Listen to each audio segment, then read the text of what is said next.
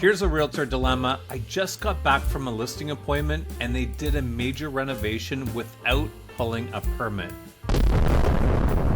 What do I do with that? Hey there, welcome to the Anatomy of a Realtor, where we are building beautiful realtor physiques one exercise at a time.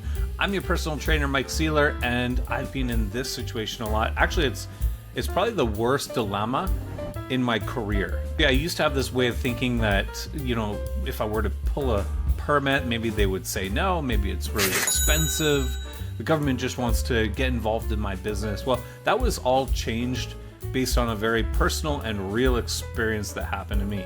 So I bought a house to flip it, and I used a contractor to do most of the work, including moving the bathroom. I moved it to another room, I upgraded it, put in a bathtub, shower, all that sort of thing. And I didn't pull a permit, and I kind of stood behind, well, I'm not adding a bathroom, I'm just upgrading it, that sort of thing. Well, I had the sold sign put on the property. It was closing in just a couple of weeks, and I got a call from the building inspector. The neighbor called in. He was concerned that I was doing these renovations without a permit. He asked me some questions, and then he asked if he could just inspect the work that I had done.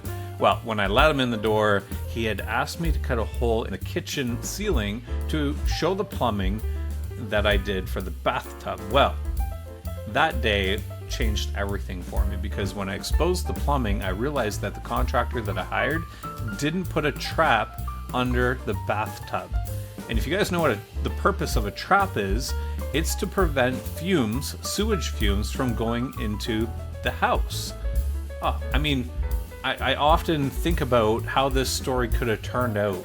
10 years from now, being served a notice that I'm being sued for $10 million because some kid has asthma because they've been sleeping in these fumes. That changed everything for me. So the purpose of pulling a permit is to make sure that we do things right and safely.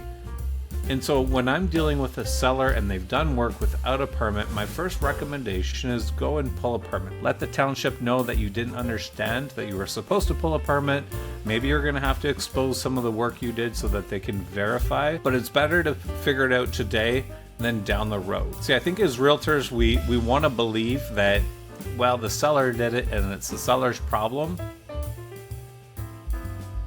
But as a professional realtor, we have to do our best to ensure that we protect the best interests of our sellers, and I think that's part of the process. I'm curious to know what you guys do when you run into this situation where a seller hasn't pulled a permit.